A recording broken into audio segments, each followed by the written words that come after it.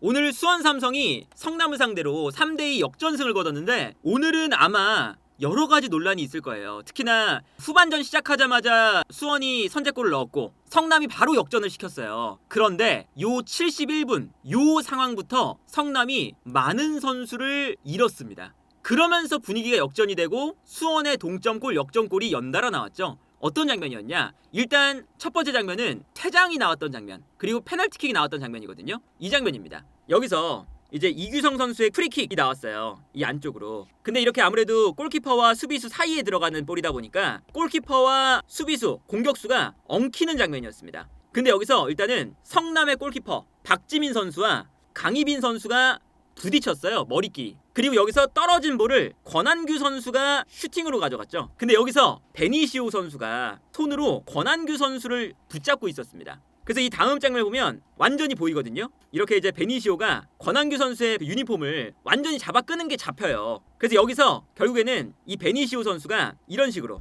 권한규 선수가 완벽한 득점 찬스, 여기서 이제 슈팅을 하는 장면이었는데 이때 유니폼을 누가 봐도 잡아 끌고 있잖아요. 그래서 저 장면이 나온 다음에 페널티킥과 퇴장이 나왔습니다. 근데 이제 베니시오가 성남의 수비의 핵심적인 선수인데 이 선수가 퇴장이 당하면서부터 사실 성남의 수비가 많이 흔들리기 시작을 했어요. 근데 이거는 기본적으로 규정에 적혀 있습니다. 페널티킥이 주어졌는데 옐로 카드가 나오냐 아니면 퇴장이 나오냐, 이거는 볼을 경합하는 상황이었냐 아니었느냐로 나뉘어요. PK를 준다고 해서 무조건 옐로 카드를 주는 건 아닙니다. 어떤 거냐? 이런 거예요. 명백한 득점 기회의 저지라고 써있는, 여기에 뭐라고 써있냐면 선수가 자신의 페널티 에어리어 안에서 상대 선수의 명백한 득점 기회를 저지하는 반칙, 바로 그 장면이었죠. 권한규 선수가 볼을 찰 때 베니시오가 유니폼을 잡아당기는 그 반칙에서 주심이 페널티킥을 선언했을 경우, 그 경우에는 반칙 자체가 볼을 플레이하려는 시도 또는 볼에 대한 도전이었다면 반칙한 선수에게 경고가 주어집니다. 그러나 그 외의 다른 상황, 붙잡거나 잡아당기거나 밀거나 혹은 볼을 플레이할 가능성이 없는 경우에서는 반칙한 선수를 퇴장시켜야 된다. 명백하게 적혀 있습니다. 요 이제 장면에서 베니시오가 끌어당긴 요 장면이 권한규 선수의 명백한 득점 기회였고요. 아무도 없었잖아요. 골대. 명백한 득점 기회였는데 베니시오와 권한규가 볼을 경합하는 장면이 아니었어요. 그러니까 볼을 중간에 두고 권한규와 베니시오가 부딪히는 장면. 그러면서 베니시오가 반칙을 했다면 이거는 퇴장으로 주지 않겠지만 볼을 경합하는 게 아니라 그냥 볼과 상관없이 잡아당기는 장면, 붙잡거나 잡아당기거나 밀거나 볼을 플레이할 가능성이 없는 장면에서는 퇴장을 시킨다. 애초에 이거는 규정집에 명시가 되어 있기 때문에 이 장면은 권한규 선수를 잡아당긴 베니시오의 퇴장이 나올 수 있는 장면입니다. 근데 여기서 일단은 성남이 잃은 게 많았던 건 어떤 거였냐? 저기서 일단 베니시오가 퇴장당했죠. 그리고 페널티킥을 줬죠. 그리고 여기에 더해서 저 상황에서 머리끼리 부딪혔던 박지민 선수와 강희빈 선수가 넘어졌어요. 이렇게. 근데 여기서 강희빈 선수는 괜찮았는데 박지민 선수가 이 과정에서 부상을 입었습니다. 그래서 박지민 선수도 부상으로 나갔고요. 이 뒤에서 권한규 선수가 슈팅할 때 안쪽으로 뛰어들어갔던 진성욱 선수도 막는 과정에서 부상이 나왔어요. 그래서 이 장면에서 진성욱 선수와 박지민 선수를 둘 다 부상으로 잃었습니다. 심지어 베니시오까지 퇴장으로 잃었죠. 그래서 성남이 요 한 장면에서 페널티킥과 그리고 퇴장 1명과 부상자 2명을 잃게 되는 거예요. 정말 중요한 장면이었고, 사실 이 장면은 심판이 판정을 내릴 때 퇴장을 줄 수 있는 장면이라서 이 장면은 그래도 논란이 어느 정도는 그렇게 안 나는 장면인데 수원이 역전골 넣을 때 이게 문제입니다. 일단 성남이 퇴장을 당했으니까 한 명 없는 상황이었잖아요. 그런데 한 명 없는 상황이었는데 여기서 이제 역습을 할 때 사무엘이 뛰어갑니다. 그리고 뛰어가는 후이스가 패스를 줬거든요. 여기서 사무엘과 이규성 선수의 경쟁이었는데 이규성 선수가 태클로 볼을 가져왔어요. 근데 여기서 이 장면을 확대해보면 일단 여기서 이규성 선수가 볼을 뺏어서 몰고 올라온 다음에 박승수 선수한테 줍니다. 근데 후이스 선수가 태클 당한 다음에 넘어져 있었어요. 그러면 성남은 순간적으로 2명의 선수가 없이 경기를 하고 있었죠. 근데 여기서 박승수 선수가 볼을 잡아서 볼을 잡은 다음에 측면 돌파, 그 다음에 크로스를 올립니다. 근데 여기서 숫자가 적다 보니까 이 크로스를 성남이 걷어냈는데 앞에 아무도 없는 거예요. 사무엘이 여기서도 여전히 넘어져 있었거든요.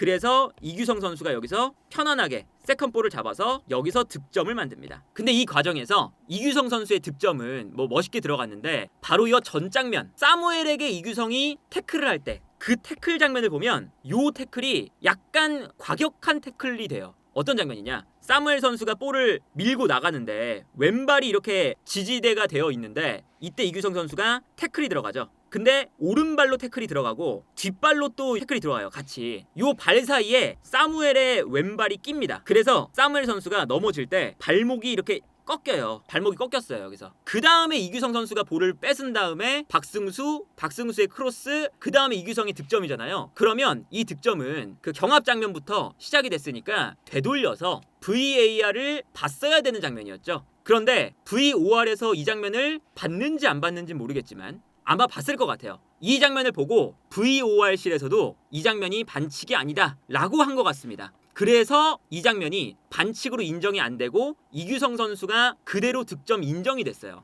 사실 첫 번째 그 퇴장 장면, PK 장면보다 이 장면이 심판의 판정에 논란이 매우 많이 될 수 있을 만한 장면이죠. 또 다른 경우의 수는 VOR과 주심이 요 이규성 선수의 이 경합 장면이 나온 다음에 어느 정도 시간이 지난 다음에 골이 들어갔으니까 다른 시퀀스에서 들어갔다 라고 볼 수도 있는 거예요. 근데 제가 봤을 때는 다른 시퀀스에서 들어간 게 아닌 것 같고 반칙이 요 장면이 나온 다음에 공격이 진행돼서 들어간 거니까 다른 시퀀스도 아니고, 그리고 요 장면을 봤을 때 그럼 반칙이냐 아니냐를 봐야 되는데 반칙에 가까워 보입니다. 아무리 이규성 선수가 먼저 볼을 컨트롤했다 해도 볼을 터치한 다음에 상대 선수의 이런 발을 가격하는 이런 장면에서는 반칙이 나올 가능성이 높거든요. 그러니까 이 장면에서 심판이 반칙을 안 봤다. 그래서 이제 사무엘 선수가 벤치로 들어가서 우는 장면이 찍혔어요. 근데 사무엘 선수가 마지막까지 이게 발목이 돌아가서 제대로 못 걷는데 경기에 뛰려고 했거든요. 왜 그랬냐? 성남이 아까 그 퇴장 장면에서 부상자가 있었다고 했잖아요. 어떤 거였냐면 교체 횟수를 3번을 쓴 거예요. 그러니까 전체적으로 교체를 5명 할 수 있는데 교체 횟수는 3번이잖아요. 하프타임을 제외하고. 그런데 하프타임일 때 진성욱 선수를 넣습니다. 근데 진성욱 선수가 바로 이 그 아까 페널티킥 나오는 장면에서 부상을 당해서 나갔어요. 그 다음에 베니시오의 퇴장이 나왔죠. 그리고 바로 1분 뒤에 박지민 선수가, 골키퍼가 또다시 부상으로 나갑니다. 그러니까 이게 아까 박지민 선수랑 강희민 선수랑 머리끼리 부딪혔고 그 장면에서 박지민 선수가 약간 무릎 쪽에 부상을 당했거든요. 그 다음에 진성욱 선수가 그 장면에서 똑같은 장면에서 부상당했잖아요. 근데 여기서 동시에 부상당해서 나간 게 아니라 박지민 선수는 조금 더 뛰어보려고 진성욱 선수가 먼저 교체가 된 다음에 박지민 선수는 조금 더 기다렸던 거예요. 뛰어본 거죠. 그래서 교체 카드를 한 번에 그냥 쓴 게 아니라 나눠서 썼습니다. 그래서 진성욱 교체, 박지민 교체. 그 다음에 90분이 되기 전에 한 번 더 교체를 했어요. 그래서 교체 횟수가 하프타임을 빼고 3번을 쓴 거죠.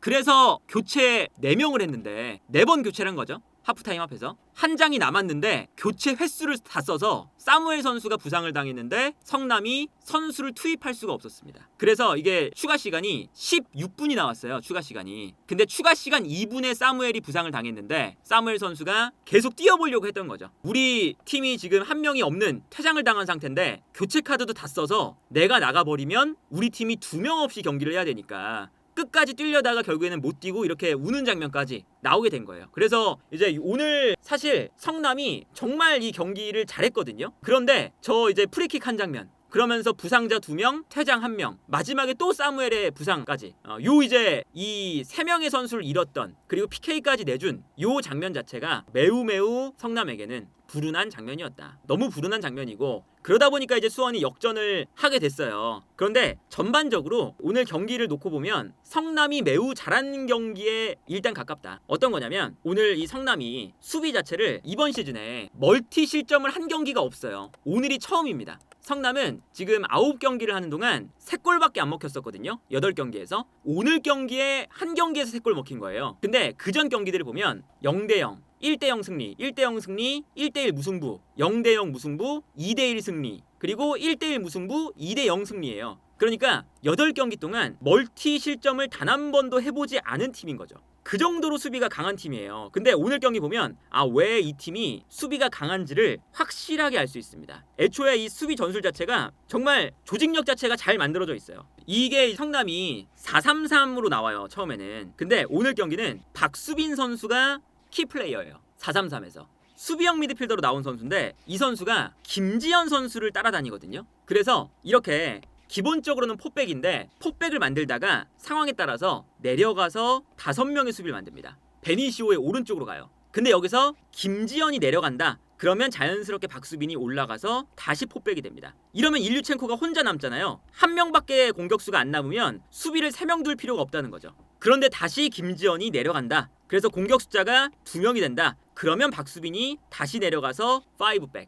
그래서 5-4-1 혹은 4-3-3 요 이제 수비 전환이 박수빈 선수가 올라갔다 내려왔다. 이걸로 이루어지거든요. 근데 요게 정말 조직력적으로 잘 맞아 떨어지면서 오늘 수원 삼성이 성남의 수비를 공략하는 걸 굉장히 어려워했어요. 이 장면 보면 성남이 4-3-3이죠. 4-3-3. 그리고 이제 박수빈 선수가 김지현 선수를 마크하고 있어요. 그런데 김지현 선수가 전방으로 올라가면서 일류첸코랑 투톱이 되는 순간 박수빈 선수가 내려갑니다. 수비형 미드필더가 미드필더 라인을 버리고 그래서 수비 라인이 5명으로 늘어나요. 그러니까 요 이제 투톱에 수비 숫자를 늘려서 대응한다는 거죠. 그래서 5-4-1이 됩니다. 요 이제 수비 전환이 오늘 정말 잘 이루어지면서 저 박수빈 선수가 공간에 대한 이해도가 굉장히 뛰어나더라고요. 그래서 성남이 왜 지금 이번 시즌에 8경기 동안 3골밖에 안 먹히는 팀이었나를 일단 오늘 경기에서 명확하게 보여줬다. 물론 이제 성남이 오늘 경기에서 이제 지긴 했지만 전반적으로 왜 이 팀이 참 수비도 잘하고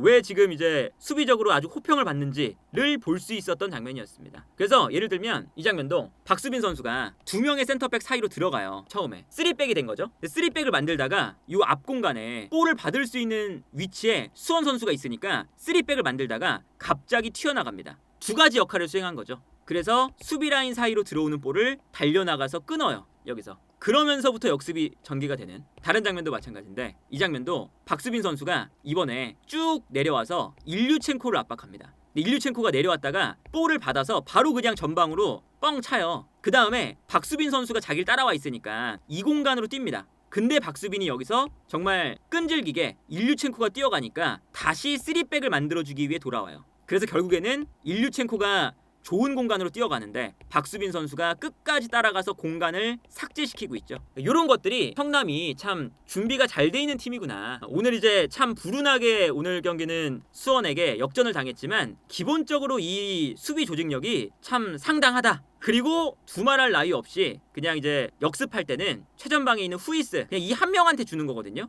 근데 이게 또 엄청나게 잘 통합니다. 그러니까 성남은 탄탄한 수비 조직, 베니시오를 중심으로 그 다음에 미드필더 라인에서 사무엘이 볼을 끌고 올라가는 거 공격 라인에서는 후이스의 그냥 결정력, 경험 능력이거든요. 어떤 식이냐면 그냥 수비에서 끊어내면 별거 없어요. 뻥 찹니다. 뻥 차요 그냥. 모든 선수가 내려와 있죠. 지금 성남이. 다 내려와 있어요. 10명이 다 내려와 있습니다. 앞쪽에 후이스 한 명인데 그냥 한 명한테 뻥 차요. 근데 여기서 놀라운 게 거의 뭐 프리미어리그의 크리스 우드 같은 그런 역할이거든요. 뻥 차면 앞쪽에서 경합을 하는데 이 경합 상황에서 심지어 볼을 컨트롤을 해요. 다음 장면 보면 여기서 볼을 받아서 자기가 가슴으로 떨어뜨려 놓습니다. 오늘 요 경합이 안 됐죠. 조윤성 선수가 오늘 이 후이스 선수한테 아예 경합에서 밀렸어요. 그래서 편안하게 볼을 롱킥이 넘어온 걸 떨어뜨려서 자기가 볼을 가져가요. 안정적으로. 그 다음에 주변에 선수들이 올라올 때까지 기다렸다가 올라오는 선수들에게 패스. 그러면서 달려나가는 성남의 선수들이 있는 거죠. 후이스만 믿고 하는 역습인데 이게 통해요. 다른 장면도 보면 별거 없습니다. 골키퍼가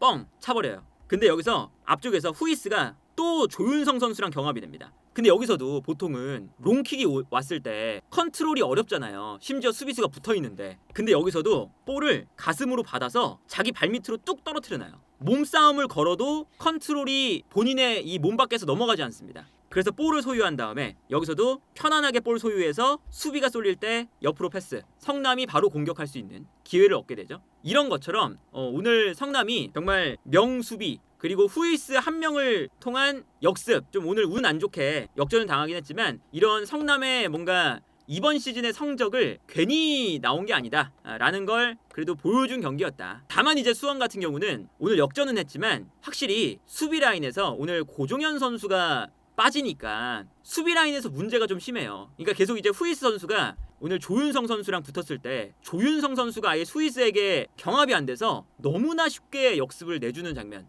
너무나 쉽게 그냥 뭐 크로스 올리면 바로 득점. 이게 사실 오늘 성남이 공격 기회도 거의 없었어요. 얼마나 없었냐면 특히나 전반전 같은 경우 아예 성남은 그냥 공격 그냥 포기입니다. 포기. 이 정도예요. 이게 이제 전반전에 수원의 패스맵이거든요. 수원은 그래도 볼을 가지고 와서 박스 안으로 계속 투입을 했습니다. 근데 성남은 아예 뒤에 그냥 몰려있고 확연하게 박스 안으로 패스를 전달할 횟수가 거의 없다는 것을 볼 수가 있죠. 이런 장면 보면 확실히 오늘 경기는 성남이 거의 공격을 안 했는데도 불구하고 후이스를 통해서 정말 단 한 번의 그런 득점 찬스를 결과물로 만들어내는 이런 장면들이 참 인상 깊었다. 그리고 이제 수원 삼성 같은 경우는 전반적으로 약간 이제 그런 수비 집중력 이게 확실히 좀 떨어지는 팀이라는 걸 오늘도 좀 보여줬다. 그래서 실점할 때도 보면 되게 어이없이 실점해요. 이게 첫 번째 실점 장면인데 여기서 크로스가 올라옵니다. 크로스가 올라올 때 후이스가 안에 있어요. 근데 후이스가 안에 있다가 약간 뒤로 빠져요. 일부러. 왜냐면 안쪽으로 선수들이 들어오고 있었거든요. 근데 그 순간 후이스가 뒤로 빠질 때 순간적으로 수원의 수비가 앞으로 잘라 들어가는 성남 선수만 지켜보다가 후이스를 놓쳤죠. 그래서 후이스가 뒤로 볼이 빠져서 여기서 후이스의 득점. 첫 번째 득점. 일단은 여기서 성남의 선수가 뛰어들어가면서 수비를 본인에게 집중시키는 게 중요하긴 했지만 여기서도 후이스가 가장 주요한 득점원인데 뒤로 살짝 빠질 때 앞으로 선수가 들어온다 해서 너무 이 후이스를 그대로 놔뒀다. 두 번째 골 장면도 비슷합니다. 크로스가 올라오는데 한 명의 선수가 뛰어들어와요. 그러니까 수원의 수비가 중앙 수비 둘 다 뛰어들어오는 선수에게만 쏠려 있습니다. 그래서 크로스가 넘어갔을 때 뒤에 있는 후이스가 편안하게 있어요. 편안하게. 그래서 가장 뒤에서 후이스가 약간 뒤로 빠져있고 앞으로 뛰어들어오는 성남의 선수들이 있습니다. 여기서 크로스가 올라온 걸 뒤에서 후이스가 머리에 맞춰서 득점. 그리고 이런 장면도 이 장면도 여기서 이제 측면에서 돌파가 성공해서 이제 크로스가 올라오는 장면이에요. 그리고 분명히 이 가운데에서 후이스가 뛰어나갑니다. 그런데 여기서도 조윤성과 권한규 두 명의 선수가 후이스만 뛰어나가는데 아무도 안 잡아요. 그리고 사실은 이 권한규 선수는 앞을 보고 있었으니까 뒤에 있는 조윤성 선수가 따라가야 되는데 안 따라갔죠. 그래서 편안하게 후이스가 올라온 볼을 슈팅. 이것도 득점이 될 뻔했죠. 그러니까 확실히 오늘 경기는 고종현 선수가 부상으로 나간 상태에서 조윤성, 권한규 이 두 명의 센터백 조합이 매우 불안했다. 그래서 사실 후이스 한 명을 두고 그냥 역습하는 매우 단순한 형태인데 그냥 후이스 한 명한테 수원 삼성의 수비가 정말 공략을 많이 당한. 그리고 이제 뭐 공격에서는 파울리뉴가 없으니까 일류첸코가 떨어뜨려주는 볼을 받아서 좁은 공간에서 창의적인 플레이를 하는 선수가 없어지니까 김지현, 일류첸코의 투톱은 너무나 좀 딱딱하다. 그래서 성남의 수비를 무너뜨리는 데는 좀 힘들어 보였다. 이런 것들이 사실 오늘 수원 삼성이 극적인 역전승을 거뒀지만 그리고 논란의 역전승을 거뒀지만 전반적으로 봤을 때 성남에 비해 뭔가 비효율적이었던 그런 경기들 그리고 파울리니와 고종현 선수가 없다는 게 확실하게 드러났던 그런 이제 경기였었기 때문에 수원 삼성이 오늘 역전을 했다고 해서 100% 만족할 만한 그런 경기는 아니었던 것 같고 다만 이제 오늘 이겼기 때문에 성남과 순위가 바뀌었습니다. 그래서 4위까지 올라가는 수원이 그래도 승격권으로 조금씩 올라가고 있다는 점은 매우 긍정적인 포인트가 아닐까 싶습니다. 성남이 너무 출혈이 커요. 사실 베니시오, 사무엘, 후이스가 수비 미들 공격에서 정말 척추 라인 딱 이제 그 라인마다 한 명씩 그냥 에이스가 있는 거예요. 베니시오 때문에 골 안 먹히고 사무엘 때문에 볼 전개가 되고 후이스가 마무리하는 이건데 베니시오 퇴장, 사무엘 부상이니까 핵심 선수 두 명이 다음 경기부터는 못 나오는 거죠. 그런 것도 있고 오늘 뭐 부상자도 벌써 3명이 나왔기 때문에 3명의 부상자가 다 또 핵심 선수들이라 부상자가 3명이나 발생했다는 것도 문제고 전반적으로 성남에게는 너무 운이 없었던 그리고 수원에게는 운도 있었겠지만 심판의 또 논란, 판정도 있었던 그런 경기였습니다.